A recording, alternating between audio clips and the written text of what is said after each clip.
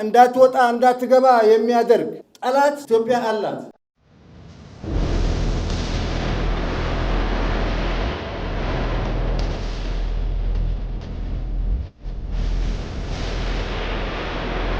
ሰላም፣ ይህ ማራኪ መረጃ ነው። ዛሬ ከኢትዮጵያና ዓለም አቀፍ ዜናዎችን በቅርብ የምናቀርብ ይሆናል። ዕለተ ዜናዎችን የምናቀርብላችሁ ይሆናል። እስከዛው ሰብስክራይብ በማድረግ ቪዲዮን ላይክ በማድረግ ይጀምሩት። ወደ ዋና ዜናዎችም እንገባለን። ኢትዮጵያ ወደብ ለማግኘት ድርድር እያደረገች መሆኑም ተሰምቷል።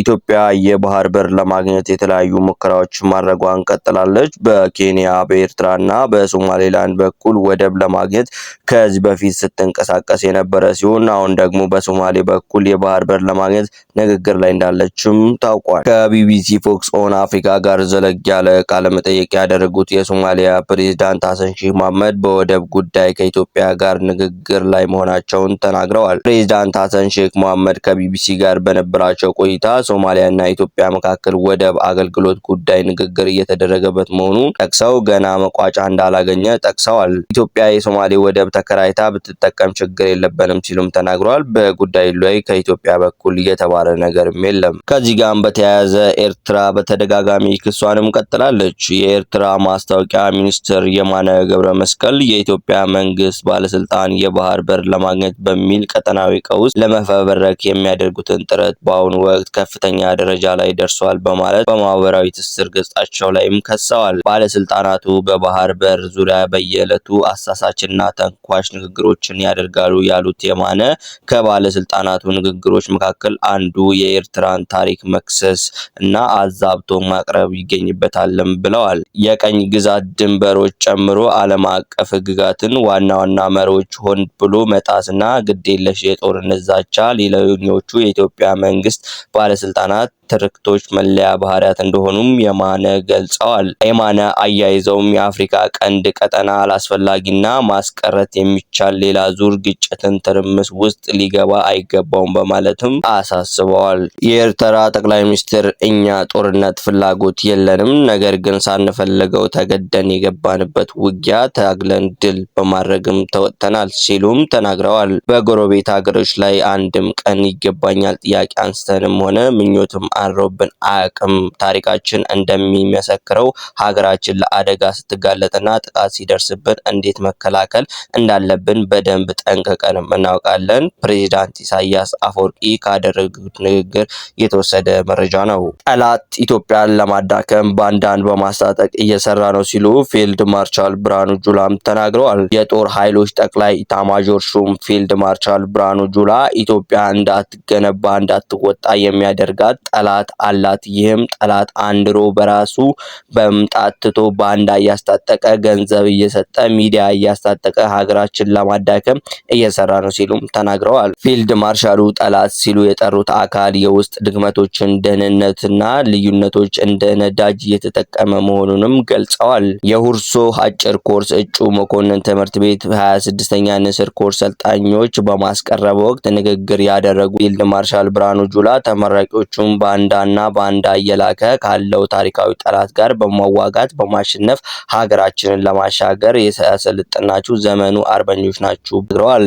አስገራሚው የኤርትራ ጥያቄ የአፍሪካ ዋና ከተማነት ከአዲስ አበባ ወደ ሌላ ከተማ እንዲቀየር በኤርትራ ሰዎች መጠየቁም ተሰምቷል።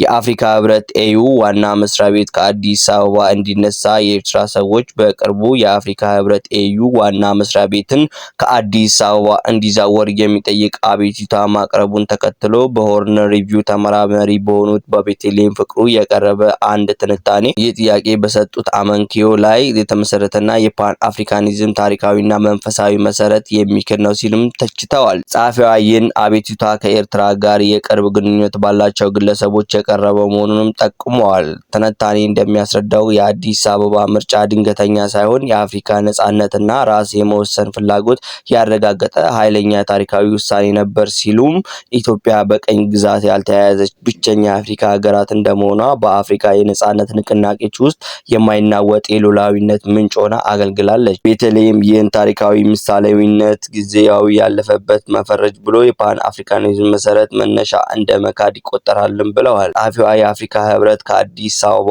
የመዛወር ሙከራ ኢትዮጵያ ታሪካዊ ምሳሌውና ተግባራዊ ሚናን ለመናድ የሚያደርግ ሳይንሳዊ ያልሆነ ጥረት ነው ሲሉም ተናግረዋል። ኢትዮጵያ አስተናጋጅ ብቻ ሳትሆን የአፍሪካ ህብረት ጥልቅ መንፈሳዊና ታሪካዊ መኖሪያ ናት ሲሉም ደምድመዋል። እንዲሁም በአባይ ግድብ ላይ የተሰማራው ሰራዊት የባህር ላይና ዳርቻዎች ጥበቃ ፖሊስ ኮስታል ጋርድ በአባይ ግድብ ንጋት ሐይቅ ላይ ስራውን መጀመሩም 560 ስብሰባዎችና ራፋኤል ጀቶች ግብጽ በአባይ ጉዳይ የዓለም ሀገራት ከጎናቸውን ለማሰለፍ እና በኢትዮጵያ ላይ እርምጃ ለመውሰድ 560 ስብሰባዎችን አካሂደው እንደነበርም ተገልጿል። ግብጾች በታላቁ ህዳሴ ግድብ ዙሪያ ዓለም ሀገራትን ከጎናቸው ለማሰለፍ እና በኢትዮጵያ ላይ እርምጃ ለመውሰድ 560 ስብሰባዎችን አካሂደው እንደነበር በአባይና በኢትዮጵያ ጉዳይ በተለያዩ መድረኮች ሲሟገቱ የሚታወቁት የታሪክ ምሁርና ተመራማሪው ፕሮፌሰር አደም ካሚል ገልጸዋል። ግብጽ ግድቡን ለመምታት ራፋል የተባለ የጦር አውሮፕላን ገዝታ እንደነበረም ፕሮፌሰሩም ተናግረዋል። ከበኩር ጋዜጣ የመስከረም 12 2018 ዓ.ም እትም እንግዳ አምድ ጋር ቆይታ ያደረጉት የታሪክ ምሁሩና ተመራማሪው ፕሮፌሰር አደም ካሚል ከጥንት ጀምሮ የግብጽ መሪዎችና የኢትዮጵያ ጠንካራ እንድትሆን እንዲሁም አንድነት እንዲኖራት ያላደረጋት ጥረት ያልፈጸሙበትን ሴራ የለም ሲሉም ተናግረዋል። በተለይም ከአባይ ወንዝ ጋር በተያያዘ ከገማል አብደላ ንስር እስከ አንዋር ሳዳት ሙሐመድ ሙርሲ እስከ አብዱል ፈታህ አልሲሲ ኢትዮጵያ በአባይ ወንዝ ላይ ግድብ እንዳትሰራ ኢትዮጵያን እናጠፋለን የሚል ዛቻ እስከ መንሰንዘር ድረስ እንደነበረ አመልክተዋል። በዚህም ግብጾች በህዳሴው ግድብ ዙሪያ የዓለም ሀገራትን ከጎናቸው ለማሰለፍ እና በኢትዮጵያ ላይ እርምጃ ለመውሰድ 560 ጊዜ ስብሰባዎች አድርገዋል። 1850 ጊዜ በኢትዮጵያ ግድብ ላይ ሴራን የሚጠነስሱ ሴሚናሮችም ማካሄዳቸውም ተሰምቷል። ከግድቡ ጋር በተያያዘ ዶናልድ ትራምፕ በተደጋጋሚ ዴፍሜሽን በማለት የአባይ ውሃ ላይ የሚያሳድረውን ተጽዕኖ ትልቅ ችግር ሲሉም ገልጾታል። የአሜሪካው ፕሬዝዳንት ዶናልድ ትራምፕ ባለፈው ቅዳሜ በታላቁ ህዳሴ ግድብ ላይ በሰጡት አስተያየት ግድቡ በአባይ ውሃ ላይ የሚያሳድረው ተጽዕኖ ለግብጽ ትልቅ ችግር የሚፈጥር ነው ብለዋል። ኢትዮጵያ ውስጥ በዓለም እንደ ትልቅ ግድብ የሚወራለት ትንሽ ግድብ ገንብተዋል ሲሉም እና ወደ አባይ ወንዝ በሚፈሰው ውሃ ላይ ተጽዕኖ ያሳድራል። ያ ችግር ነው ትላላችሁ፣ እኔ ትልቅ ችግር እላለሁ ሲሉም ተናግረዋል። ፕሬዝዳንቱ በትናንቱ ንግግራቸው ታላቁን የኢትዮጵያ ህዳሴ ግድብ በህንድና ፓኪስታን፣ ታይላንድና ካምቦዲያ፣ አርሜኒያና አዘርባይጃን፣ ኮሶቮና ሰርቢያ እንዲሁም በእስራኤልና ኢራን መካከል ያለውን ውጥረት ጨምሮ ከሌሎች ዓለም አቀፍ ቀውሶች ጋር አዛምደው አስተውታል። እስራኤል ጠላት ናት ስትል ግብጽም ተናግራለች። የግብጽ አልሲሲ እስራኤል ጠላት ናት ሀገር ናት ሲሉ የመጀመሪያ ጊዜን ጠሩ።